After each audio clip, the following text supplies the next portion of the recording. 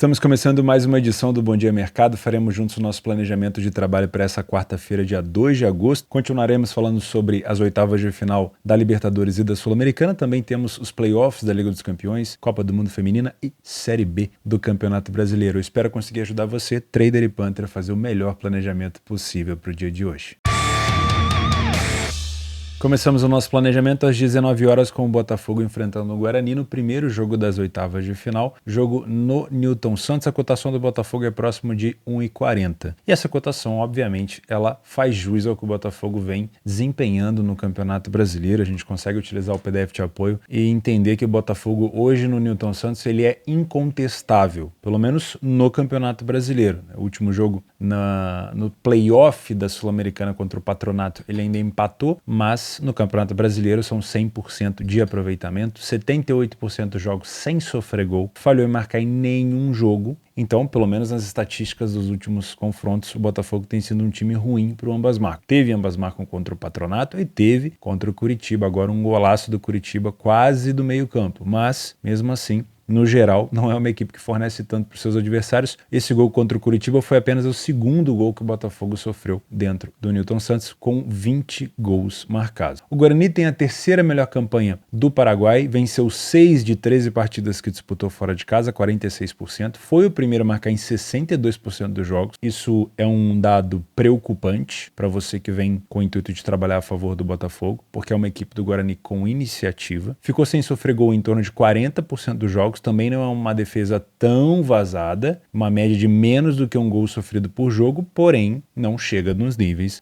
do poderio defensivo do Botafogo, e é uma equipe que falhou em marcar em 23% das partidas apenas. Óbvio, fez 4 jogos a mais que o Botafogo, mas o número de gols marcados é próximo. Tá? O Botafogo faz muito bem o uso do seu campo, sabe jogar nesse gramado novo agora do Newton Santos, faz a bola correr, utiliza muito o jogo longo, né? Uma velocidade muito grande nas suas jogadas, e isso acaba envolvendo os adversários. O Botafogo chega a quase 60% de vitória no primeiro tempo, não perdeu nenhuma primeira etapa, sofreu 2 gols e marcou 8. O Guarani fora de casa, lembrando, aqui são níveis de enfrentamentos diferentes, então o Campeonato Brasileiro ele é imensamente superior ao do Paraguai, pelo menos atualmente. O Guarani não passa de 35% de vitória, tem uma média de derrota mais alta, porém o número de gols sofridos e o número de gols marcados não é tão distante assim do Botafogo. No segundo tempo, o Botafogo passeia, né? Aí é de almanaque, 100% de vitória, nenhuma derrota, nenhum empate, 12 gols marcados, nenhum gol sofrido. Isso quando o Botafogo quer jogar. Marca essa informação aí pra gente poder discutir ela depois. O Guarani aumenta a vitória, mantém o número de derrotas, aumenta o número de gols marcados, porém, cobertor curto. Alerta de cobertor curto, porque passa a sofrer muitos gols também. Então pode ser uma equipe talvez um pouquinho mais kamikaze. Dados de bola parada. O Guarani marcou 7 gols de escanteio, pelo menos no Campeonato Paraguaio. O Botafogo marcou 5 gols de cabeça, teve o gol do Tiquinho agora de escanteio. Muito cuidado, para você que está pensando em trabalhar a favor do Botafogo, o Guarani deve utilizar do cenário de 180 minutos, né? Levar esse jogo também para decidir em casa, mas deve tentar utilizar da bola parada para tentar prejudicar a equipe do Botafogo. Só para a gente completar a nossa análise, o Guarani ficou na liderança do seu grupo na Sul-Americana, um grupo com Emelec, Danúbio e Huracan. Fora de casa, a equipe venceu apenas uma partida contra o Danúbio e marcou gol em todas as partidas fora de casa, até na derrota para o Huracan por 4-1. Então, um gol contra o Huracan, 2 contra o Danúbio e um gol aqui contra a equipe do Emelec. O Botafogo fez uma ótima campanha, mas acabou ficando em segundo, porque a LDU também faz muito bem o seu mando de campo. O Botafogo dentro de casa venceu um jogo e empatou 2. E aí voltamos à nossa análise, né? Será que o Botafogo vai de fato focar na Sul-Americana, assim como foca no Campeonato Brasileiro? Essa é a minha principal dúvida. Quem viu o jogo da volta contra o Patronato, viu um Botafogo desleixado, viu um Botafogo cedendo muita oportunidade, como é corriqueiro dessa equipe do Botafogo, né? Cede oportunidade. Não é um time completamente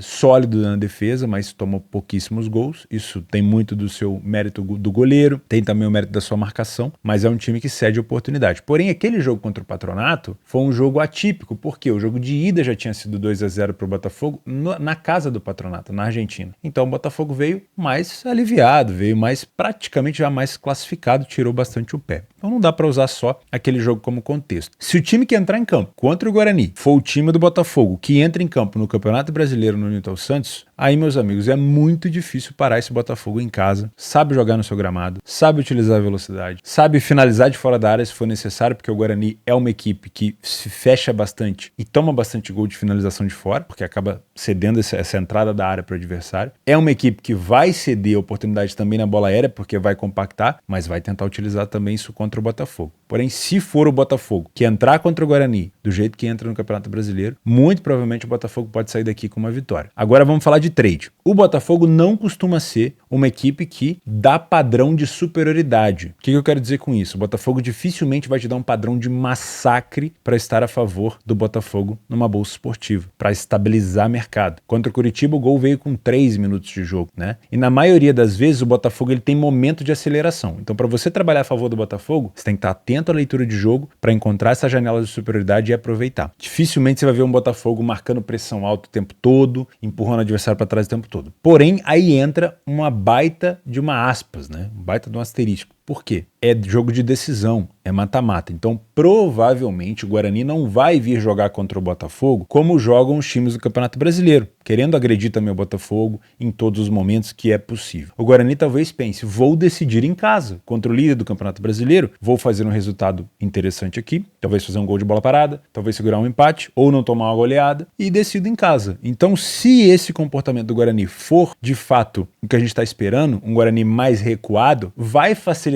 para o Botafogo ter mais posse, recuperar a bola no campo ofensivo e, obviamente, pode ceder alguns contra-ataques para o Guarani, mas vai facilitar com que o Botafogo tenha esse padrão que a gente está buscando, que não costuma encontrar tanto no brasileiro. Beleza? Aí pode ser bom. Se você é Panther, não gosta dessa cotação do Botafogo, seca. Por quê? Uma cotação muito baixa. Tem capacidade do Botafogo marcar rápido? Tem. O Botafogo pode vencer com gol logo no início, como fez contra o Curitiba. Mas também tem capacidade dessa cotação do Botafogo ir subindo conta-gota e você tentar buscar essa vitória do Botafogo no segundo tempo, onde o Botafogo tem 100% de aproveitamento. Onde o Guarani toma muito mais gols do que no primeiro tempo. O Guarani toma 3 gols no primeiro tempo e toma 8 no segundo, pelo menos no Campeonato Paraguai. Então daria para você buscar uma vitória do Botafogo com uma odd um pouco mais alta, talvez um menos 0,25 do Botafogo. Se der empate, você tem metade da aposta perdida. Eu gosto, tá? Em relação ao mercado de gols, eu só trabalharia se fosse uma situação onde o Botafogo já estivesse vencendo por 2 gols de diferença, e aí o Guarani se visse num cenário de, olha, se eu não sair, os caras vão fazer o terceiro e acabou. Ou o Guarani vencendo por 1 ou 2 gols e indo pra cima, mas aí, sinceramente, eu acho que não é um cenário muito bom. Pra mim, o melhor cenário é Botafogo saindo da zona do comum, que é uma vitória simples por 1-0, chegando a uma vitória, por exemplo, de 2-0, aí ao longo desse jogo, com uma vitória parcial de 2-0 do Botafogo, é um cenário hipotético, tá? O Guarani saindo pro jogo, eu buscaria mais um gol. No pré-live, não. Também às 19 horas e também nas oitavas de final da Sul-Americana, Estudiantes de La Plata da Argentina e Goiás. O Goiás que fez uma excelente campanha na fase de grupos, vamos dar uma olhada aqui um pouco mais a fundo. O Goiás ficou na liderança com o Universitário de Deportes, que jogou contra a equipe do Corinthians agora há pouco, o Santa Fé e o Gimnasia. Não são equipes bobas, não são mesmo. Inclusive, o Goiás não perdeu nenhuma partida, teve 3 vitórias e 3 empates, e fora de casa, a equipe do Goiás conseguiu vencer 2 e empatar 1, tá? Então, uma campanha muito, muito boa da equipe do Goiás. Porém, na minha humilde opinião, essa cotação do Estudiantes a 1,55, ela é corretíssima para o pré-jogo. Não sabemos o que vai acontecer durante o jogo. O Goiás pode ter um comportamento muito diferente, pode realmente complicar a vida do Estudiantes, mas no pré-jogo desenha-se um cenário onde o Goiás vai ter muita dificuldade de conter essa imposição do Estudiantes em casa. É um time com muito volume de jogo ofensivo e é um time letal pelo alto, não só nas bolas paradas. O Goiás é uma equipe muito boa na bola parada. Fez o gol contra o Grêmio agora, mas também sofreu contra o Grêmio. Mas o Estudiantes é um time de bola aérea com bola rolando. Então é um time que cruza muito na área, que finaliza em direção à baliza e que vários jogadores raspam a cabeça na bola para poder fazer o gol. Então o volume ofensivo que o Estudiantes pode oferecer ao Goiás, sabendo que vai ser difícil o jogo da volta, deve ser muito complicado para o Goiás por aqui. Utilizando o PDF de apoio, a gente consegue ver um Goiás com muita dificuldade no Campeonato Brasileiro, fora de casa, e um Estudiantes que já teve uma campanha melhor nesse Campeonato Argentino que acabou agora, com a campanha dentro de casa, a 7ª melhor campanha. Foram 50% de vitória, em quase 60% dos jogos ele saiu na frente, ficou sem sofrer gol em 50% das partidas, tem uma defesa bem sólida aqui, a equipe do Estudiantes, falhou em marcar em apenas 21% do jogo, uma média de 1,5 gols marcados por jogo e 0,70 sofrido. O Goiás vence pouquíssimo, sai pouquíssimo na frente, falha muito em marcar e sofre gol em quase todos os jogos. A média de gols marcadas dos Estudiantes é praticamente a mesma média de gols sofridas do Goiás, e o Goiás está tendo muita dificuldade para colocar essas bolas na rede, com apenas 7 gols marcados em 9 jogos fora de casa. Não temos, pelo menos aqui, no comparativo Argentina-Brasil, uma superioridade tão grande do Estudiantes no primeiro tempo em relação ao número de vitórias, porém é um time que perde pouco, toma pouco gol, metade do que o Goiás, e marca mais que o dobro, tá? Já no segundo tempo, eu tenho mais superioridade da equipe do Estudiantes, mantém-se o número de derrotas baixo, aumenta o número de vitórias, aumenta o número de gols, aumenta um pouquinho o número de gols sofridos também, igual ao Goiás, mas o número de gols marcados do Goiás no segundo tempo e do Estudiantes não dá para comparar, é 4 vezes mais, e o número de derrotas do Goiás também se mantém muito alto. Aqui é o que eu comentei sobre a bola aérea. O Estudiantes marcou 8 gols de cabeça, 6 gols de escanteio, o Goiás marcou 7 gols de cabeça, tá? É um jogo que pode sim ter gol de bola aérea. Você que vai trabalhar no trade tem que ficar de olho nisso, tá? Vai comprar alguma bola a favor ou tá numa posição e tem que fechar por conta disso. Muito cuidado. Se você é um trader, já que a gente começou a falar sobre isso, gosto muito de pensar num back favorito no primeiro tempo no Estudiantes, caso esse cenário de uma imposição muito forte do favorito se confirme. Para isso acontecer, para eu me expor no mercado, o Goiás precisa de uma marcação mais baixa, sem conseguir roubar essa bola, essa segunda bola do Estudiantes e sem conseguir criar contra-ataque.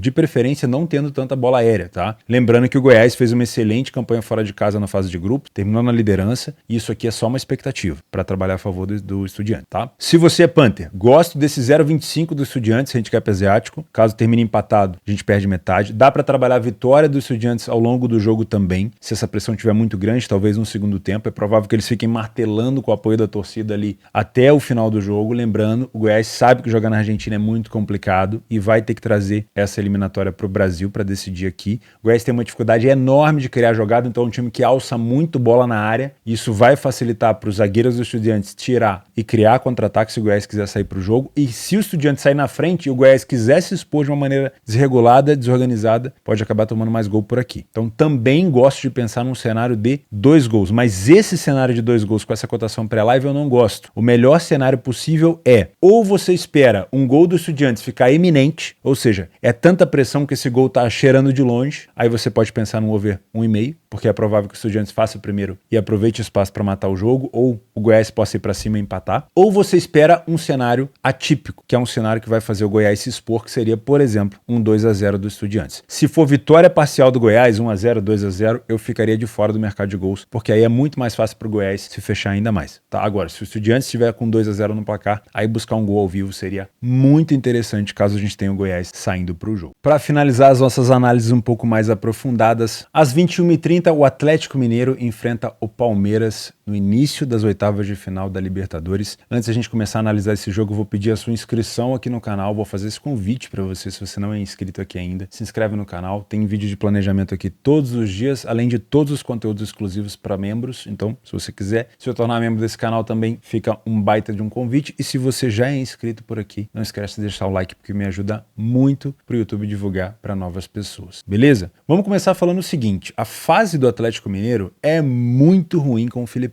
É tão ruim que o Filipão não conseguiu vencer nenhum jogo desde que assumiu a equipe. Jogou bem no início, né, contra o Fluminense, mas acabou tomando um empate aqui em Volta Redonda e depois, sinceramente, defensivamente o Atlético Mineiro tem dado muito mole, tá? Já o Palmeiras parece que tá entrando num momento já de recuperação no Campeonato Brasileiro, mas a Libertadores vinha muito bem, perdeu o primeiro jogo pro Bolívar por conta daquela final do Campeonato Paulista contra o Água Santa e também jogou na altitude, mas de lá pra cá vem tendo um desempenho muito bom, mesmo sem reforços. O Abel continua tendo um grupo na mão e um grupo muito forte, que é um dos favoritos para ser o campeão dessa competição. Utilizando o PDF de apoio, a gente vai ver um Palmeiras que não é excepcional fora de casa, as campanhas do brasileiro fora de casa são niveladas por baixo, e um Galo que tem uma péssima campanha em casa, apesar de sair na frente em quase todos os jogos. O Atlético venceu 25% dos jogos e saiu na frente em 75%. Isso significa o quê? Que a defesa do Atlético não dá conta de proteger a vantagem. Isso é um cenário importante, porque se o Atlético Mineiro sair na frente por aqui, pode acontecer o que aconteceu na disputa desses dois aí na última Libertadores que eles se enfrentaram. Primeiro jogo no Mineirão, o O Atlético Mineiro fez o primeiro gol com o Hulk de pênalti. Se eu não me engano, o Murilo fez um gol contra. Ficou 2-0, o Atlético recuou e o Palmeiras conseguiu fazer o 2-2, inclusive com o Murilo fazendo gol. Fazendo um parênteses, quase todos os jogadores que fazem gol contra, eles conseguem, né, pelo menos se redimir durante a partida. Impressionante, a maioria. Mas é uma situação curiosa, né? Enfim, o Palmeiras tem um número de vitórias fora bem baixo, sai na frente bem menos do que o Atlético, falha mais em marcar, porém passa mais jogos sem sofrer gol. Tem um ataque mais potente e uma defesa mais sólida. O primeiro tempo do Atlético é melhor. O primeiro tempo do Atlético geralmente é de muita imposição, estuda bem o adversário, consegue se impor, porém não é uma equipe que faz um segundo tempo tão interessante. Já o Palmeiras é sólido nos dois, não é o melhor do primeiro tempo, mas acaba tendo solidez e acaba sendo o melhor do segundo. O Atlético marca quase a mesma quantidade de gols e sofre também do Palmeiras, só que tem mais vitórias. No segundo tempo, o Atlético passa a sofrer muito mais do que marca e o Palmeiras já melhora consideravelmente na parte ofensiva e reduz muito o número de gols sofridos. O Palmeiras também é um dos melhores times do Brasil e vamos colocar aqui da Libertadores também nas bolas aéreas, né? Com 10 gols marcados de cabeça, 5 gols de escanteio, o Atlético vai ter muito trabalho para segurar essas bolas aéreas aqui do Palmeiras. Fazendo uma análise um pouco mais aprofundada, dá uma olhada nos jogos do Atlético Mineiro depois que o Filipão assume a equipe. Foi esse empate aqui com o Fluminense, mais 2 empates com o Libertad e com o América e mais um empate contra o Goiás. E aí derrota para Fortaleza, para o Corinthians, para o Grêmio e para a equipe do Flamengo, agora de virada no Independência. Então, é um momento complicado. Se não fosse o Filipão, pelo nome que ele tem, pelo projeto que ele abandonou no Atlético Paranaense para assumir o Galo, eu acho que ele já teria caído esse treinador há muito tempo. Aqui no Brasil, se você ficar... Foram 8, né? 8 jogos sem vencer, 1, 2... É que aqui não conta porque foi contra o Bragantino. O Galo tá 9 jogos sem vencer, mas o Filipão tá 8. Aqui no Brasil, com 8 jogos sem vencer, tendo 4 derrotas, se somar em outros jogos 4 pontos, provavelmente você já caiu. Mas o Filipão, ele tem um respaldo muito grande, né? O Atlético em casa só tem 2 derrotas pro Flamengo e pro Corinthians, Campeonato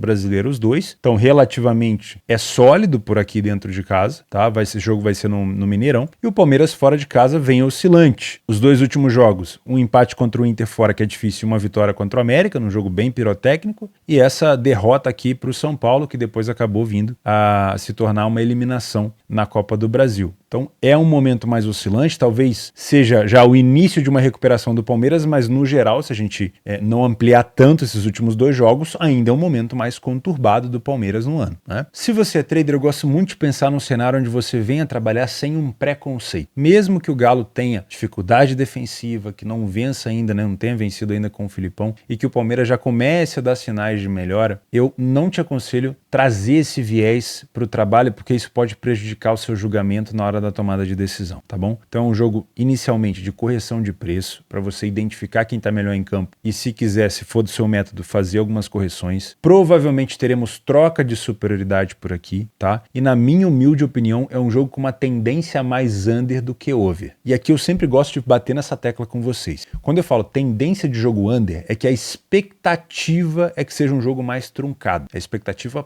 pré-jogo. Um jogo under, ele tem total capacidade de se tornar um jogo over, dependendo de como o jogo tá rolando. Se você pegar o jogo do Botafogo com a equipe do Curitiba, o Curitiba vinha de 3 ou 4 jogos sem derrota, então era muito mais fácil pensar num Curitiba fechando os espaços, dificultando para o Botafogo e tentando jogar num contra-ataque. Jogo com expectativa under. O que aconteceu? 3 minutos de jogo, gol do Botafogo, o Curitiba sai pro jogo, empata, o jogo fica maluco, o jogo fica pegado, com muita falta, com muito espaço, e ali você percebe que a expectativa foi pro espaço. Então dentro do jogo você viu que o cenário mudou. Tem jogo que tem uma expectativa under e vai morrer under até o final do jogo, né? Então, para mim, é um jogo de expectativa under, mas que se você tomar alguma decisão, eu gosto do under 3,5, under 2,5, independente se você é punter ou trader, se vai trabalhar correção, independente. Se você estiver analisando o jogo ao vivo e você percebeu que essa expectativa foi por água abaixo, que o Atlético, por exemplo, fez um gol cedo, ampliou o placar, recuou e tá tendo espaço para contra-atacar, acabou. O cenário de under já foi. Era só uma expectativa. Então, tome você uma decisão pré-live ou trabalhe em under durante o live. Quando você sentir que perdeu o valor, sai da posição, tá bom? É sempre isso que eu gosto de falar com você. Se você é punter, gosto de pensar no cenário para poucos gols. Eu acho que pode ser um jogo diferente do ano passado. Eu não lembro se foi ano passado. Deixa eu ver se foi ano passado o encontro entre eles. Foi 2021, 2022. Então foi ano retrasado, né? Tivemos um Palmeiras e Atlético Mineiro por aqui e foi o seguinte, deixa eu filtrar no geral. Olha só, não foi ano passado mesmo, final do ano passado. O Palmeiras fez o primeiro jogo no Mineirão com o Galo e foi 2-2. É esse jogo que eu falei que tinha expectativa under, que o Galo fez 2 gols, aqui ó, um do Hulk e um do Murilo, recuou e teve muito espaço para contra-atacar, só que o Palmeiras soube aproveitar esse recuo para poder fazer 2 gols, inclusive com o Murilo, como eu falei, o cara que tinha feito o gol contra, tá? No jogo da volta, onde geralmente tem-se a expectativa de que vai ser mais over, foi um jogo under. Nesse cenário atual, eu já espero o contrário. Eu acho que o jogo da ida tem um cenário mais under, eu acho que o jogo da volta, se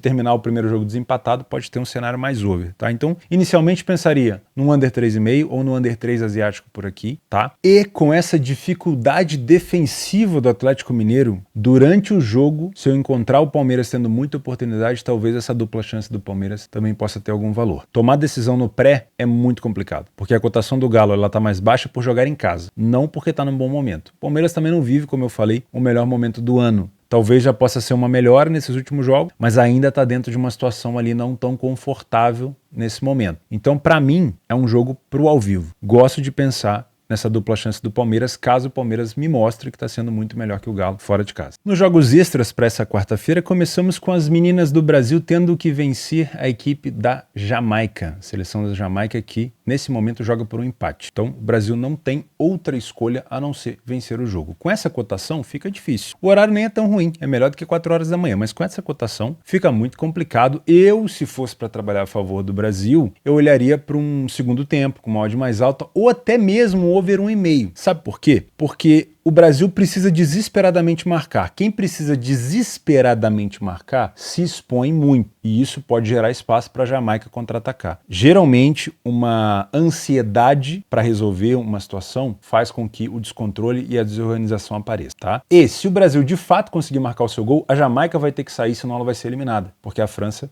obviamente, já está classificada. Então, aí sim o Brasil pode ter espaço para contra-atacar e pode ser um jogo para gols. Então, o over 1,5 também pode ser bom, principalmente no ao vivo. Às 2 horas, nas eliminatórias aqui de Liga dos Campeões, Conference League, temos o Molde contra o Helsinki. O Helsinki venceu o primeiro jogo, o Molde tem que vencer a segunda partida para poder, pelo menos, levar esses jogos aqui para uma prorrogação ou pênalti. Porém, 1,14, só no ao vivo. Maccabi Haifa também perdeu o primeiro jogo, precisa vencer. O 1,36 já começa a ser uma odd mais alta, mas ainda assim o Sheriff Tiraspol não é bobo. O Galatasaray foi 2-2 contra os Zalgiris na casa dos Zalgiris. Então aqui o Galatasaray tem que vencer também. Vai ser um jogo de muita pressão do Galatasaray. Pode até ser um massacre do Gala por aqui, mas com 1,11 também só no ao vivo. Às 19 horas na Série B, o Criciúma pega a Ponte. A Ponte não é uma boa visitante e o Criciúma já foi um mandante melhor, mas ainda assim é um bom mandante. Às 21 horas, o Nacional contra o Boca na Libertadores. Jogo também extremamente difícil para correção de preço, para não inventar moda aqui de se apegar à camisa. Tá, o Boca fora de casa nesses últimos jogos não tem sido tão bom assim. Deportivo Pereira e Del Valle, time do Del Valle muito bom, muito bem treinado, envolve os seus adversários, mas o Pereira não é um adversário fácil. Por isso essa cotação do Del Valle aqui tão alta, tá? Mas ainda assim, ainda vejo favoritismo do Del Valle por aqui. Para finalizar, 3 jogos de Série B, o Guarani, que vem muito